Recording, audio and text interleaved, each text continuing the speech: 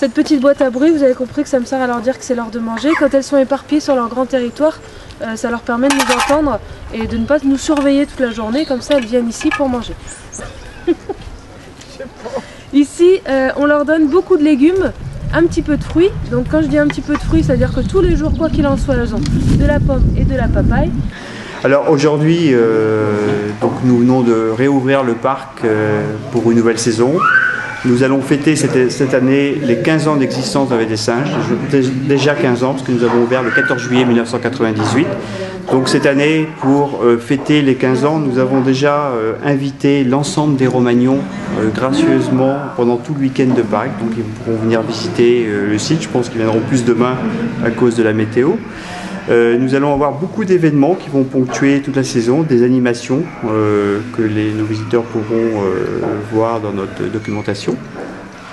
Nous avons des nouvelles aires de jeu qui ont été montées, qui sont mises en service depuis hier sur le site.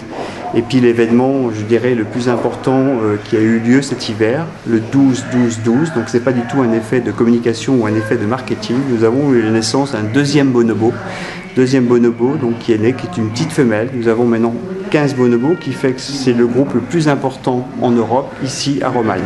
Alors, on les nourrit quasiment 6 fois par jour, donc une fois toutes les heures ou toutes les 2 heures. Et après, on leur donne un peu de tout parce qu'ils sont omnivores, donc on leur donne surtout des fruits et des légumes. Après, on va complémenter avec soit des croquettes spéciales pour les singes, ou du riz, ou des pâtes de temps en temps, des œufs. On leur donne aussi un peu de poulet, et des noix, des graines, etc. Alors ce plateau est un labyrinthe, c'est ce qu'on appelle de l'enrichissement, c'est pour vraiment occuper les animaux.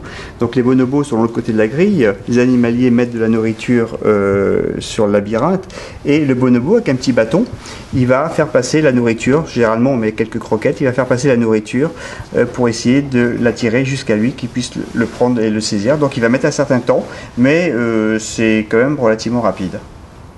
Ce bâtiment bonobo est maintenant une référence en Europe, parce qu'on a beaucoup de collègues qui ont des bonobos en Europe, viennent voir ce bâtiment.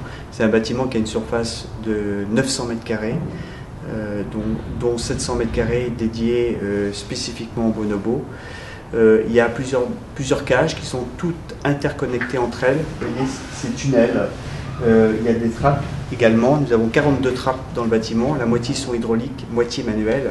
Alors la spécificité de ce bâtiment, c'est que tout a été fait en interne. Tout a été fait par l'équipe technique de l'Aveille des Singes. Vous voyez la technicité de ces cages, les différents points de fixation. C'est vraiment du travail de professionnels et tout a vraiment été fait en interne. Donc tout a été soudé sur place et ensuite ça a été envoyé en galvanisation à La Rochelle.